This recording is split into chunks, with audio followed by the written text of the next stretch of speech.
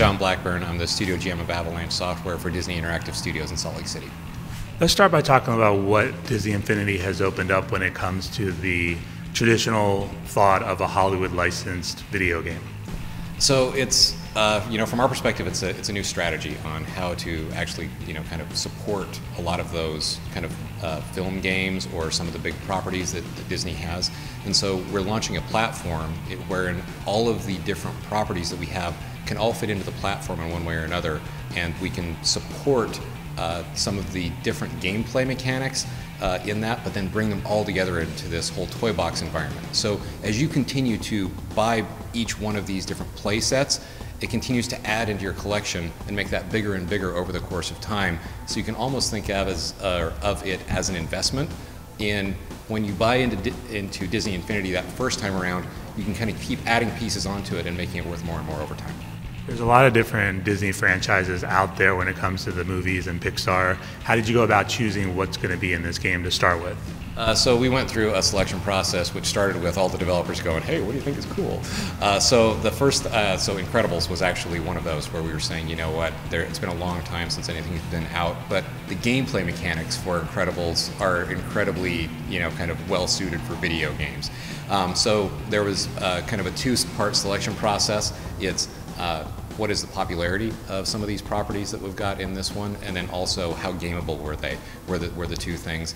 Now, in the future, that's probably not going to be the same directly, because with the launch, we wanted to kind of, bring some of our best properties to bear to make sure that we really kind of got critical mass. In the future, it's probably going to be a lot more around a lot of the events that are happening for Disney, which, are usually the films or something big happening at theme parks. When it comes to the Lone Ranger, can you talk a little about what that opens up from a gameplay perspective? So Lone Ranger opens up like three big systems. It opens up kind of like this ricochet kind of pistol play that they have within the film. So the Lone Ranger is a good guy, and so he never shoots anybody. He's always knocking guns out of hands or hats off heads, that kind of stuff. And then it also opens up all the horse mechanics. So we've got all these mounts in there, so it actually unlocks, you can ride horses around. There's actually one of the things in the film where there's elephants that kind of escape, and you can ride on them. But then there's also the train mechanics. And so the way we look at this is when we come at this, we say, what are the play patterns around this type of thing? And so when you think about kids playing cowboys, you think about some of the gunplay type stuff, but then you also think about the horses and trains. And so the trains, you can build out the set, you can customize your own trains. So there's those three major things in Lone Ranger.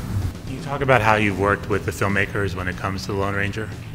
So in general, we have usually consultations that happen about every 4 to 6 weeks with the filmmakers on this.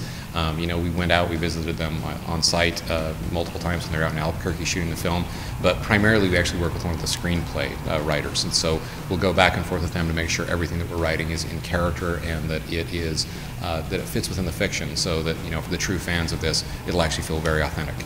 Where does this game fit in with people who will have seen the movie?